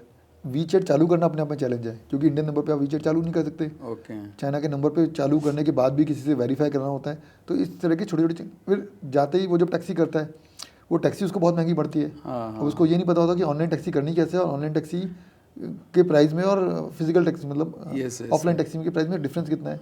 तो इन चीज़ों में इसके 3-4-5 दिन तो इन्हीं चीज़ों में वो उलझ के खराब होते कहाँ रुकना है, किनसे मिलना है, ट्रैवल कैसे करना है, तो उसका पैसा और टाइम दोनों वेस्ट होता है। और कोई हमारे साथ जाता है तो एक तो हम ट्रैवल वाले में ना कोई ज़्यादा मार्जिन लेके नहीं चलते। हमारा मेन पर्पस ट्रैवल से कमाना नहीं होता। हम चाहते हैं कि लोग आए, चाइना को देखे, समझे, और उसके बाद वो चाइना से कुछ ना कुछ फटाफट बिजनेस शुरू करें, Yes, प्रोडक्ट बाय करें, ताकि हम उनको फिर हम फ्रेट फॉरवर्डिंग में उनकी हेल्प कर पाएँ। राइट राइट तो हम बहुत सारा टाइम और बहुत सारा पैसा उन नए लोगों का बचा सकते हैं जी कि जो हमारे थ्रू चाइना जाता है फर्स्ट टाइम में। राइट। और मुझे लगता है एक बार जब उसको इसके बेनिफिट्स पता पड़ेंगे कि आप किस किस लेवल तक उनको सर्विसेज दे रहे हैं, और मुझे बड़ा अच्छा लगा जान के कि इवन उसने ऑर्डर भी दे दिया, तो ऑर्डर की क्वालिटी और डिलीवरी को दोनों को इंश्योर करने के लिए आपने मैकेनिज्म डेवलप किए हुए हैं।